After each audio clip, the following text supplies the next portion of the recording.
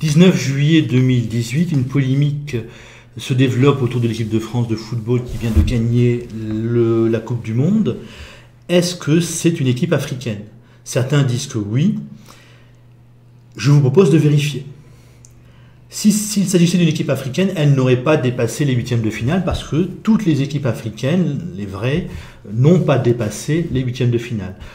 On a une telle différence de niveau entre ceux qui n'arrivent même pas aux huitièmes de finale et ceux qui gagnent la finale que cela signifie qu'il y a une transformation totale des êtres humains qui composent cette équipe. Ce sont les mêmes personnes, ce sont des enfants d'Africains dans les équipes africaines, et ce sont pour beaucoup des enfants d'Africains dans l'équipe française. Mais la formation à la française les a déjà tellement transformés qu'ils ne jouent pas comme les Africains. Et en plus, bon, vous y ajoutez le talent de Didier Deschamps, mais la formation à la française les a déjà beaucoup transformés. Deuxième point, pour savoir si ce sont des Français ou pas, la plupart, ou tous apparemment, sont mariés avec des Françaises d'origine européenne, avec très souvent des enfants. Donc le mariage et les enfants vous ancrent probablement définitivement dans une culture, donc dans la culture française, dans le pays appelé France.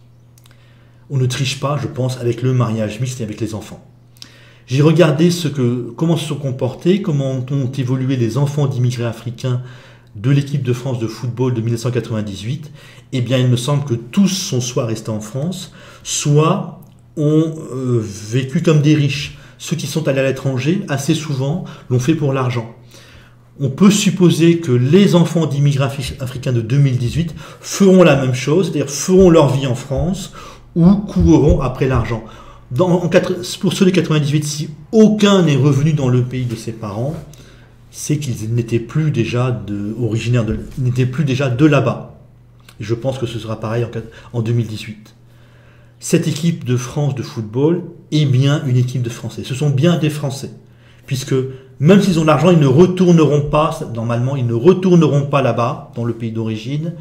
Et la plupart ayant épousé des Françaises vont très probablement être définitivement accrochés à la France. Mais il faut vérifier un autre point. Il faut que les Français reconnaissent, acceptent cette équipe. Bon, il semble que dans leur très grande majorité, les jeunes l'ont accepté. Je pense les vieux un peu moins. D'après ce que j'ai lu, un peu moins. Mais les vieux ne sont pas l'avenir. Vous avez aussi, donc je reviens sur les couples mixtes. Les couples mixtes montrent que les Français ne sont pas tellement racistes. Les Français acceptent les Noirs, acceptent les Maghrébins et les Turcs à partir du moment où ils se comportent correctement.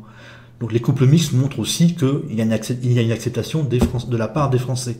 J'ai regardé, donc pour les islamophobes, j'ai regardé un site très islamophobe, probablement l'un des plus grands sites islamophobes français, Riposte laïque. Sa coprésidente Christine Tazin est un peu gênée par la composition de cette équipe, mais à la fin, la soutient quand même. Par contre, les identitaires ont soutenu la Croatie. Je ne sais pas si ce sont les identitaires ou des identitaires. On a vu cette année, par rapport à 1998, l'émergence d'un nouveau type d'identitaire, des identitaires d'origine maghrébine, des identitaires probablement noirs, qui haïssaient cette équipe non pas multiculturelle, mais multicouleur. Ce sont des Français noirs, des Français d'origine maghrébine, des Français d'origine européenne, qui ont joué. Donc les identitaires français d'origine française ont vomi cette équipe, ont soutenu la Croatie lors de la finale, et les identitaires maghrébins, donc des Français d'origine maghrébine et des Français noirs, ont vomi cette équipe et ont souhaité qu'elle perde. Ça c'est nouveau, ce dernier type d'identitaire-là est nouveau.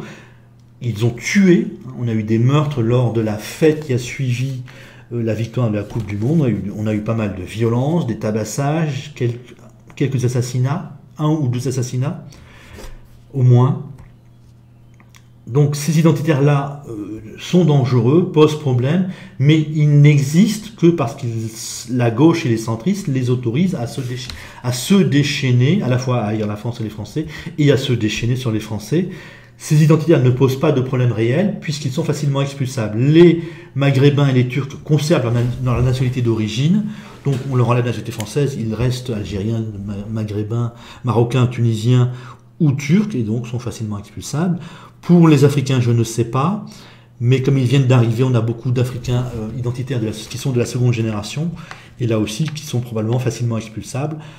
Donc ces identitaires-là sont bien là, ont le droit, hein, la gauche et les centristes les autorisent quasiment à tuer les gens. C'est-à-dire que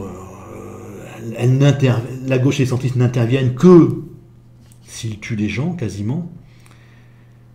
Mais ils ne sont pas vraiment dangereux, ils sont facilement expulsables. Les identitaires, donc blancs d'origine européenne, sont assez peu nombreux, mais malheureusement, donc ils sont là, ils nous ont montré, là ils viennent de nous montrer au moins qu'ils étaient racistes, qu'ils rejetaient même des Noirs et des gens d'origine maghrébine qui étaient de vrais Français.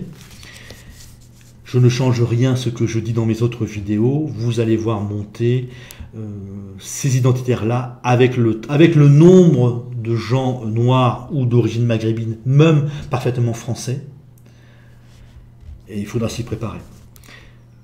Donc majoritairement, une France qui a accepté ces joueurs, qui les a considérés comme français, deux types d'identitaires qui vont poser des problèmes dans l'avenir, mais les identitaires noirs et maghrébins facilement expulsables, les identitaires donc d'origine girondine, hein, des régions à forte identité, des régions comme la Bretagne, des régions comme le Sud-Ouest, comme Lyon et en dessous, comme l'Alsace et la Flandre. Ces identitaires-là, on ne peut pas les expulser et représentent probablement l'évolution de ces régions-là. Donc globalement c'est du positif, globalement il n'y a pas de problème, les problèmes de violence que nous avons eus sont le choix de la gauche et du centre. Et l'avenir, c'est quand même le problème des identitaires d'origine des régions à forte identité. Là, il faut rester vigilant.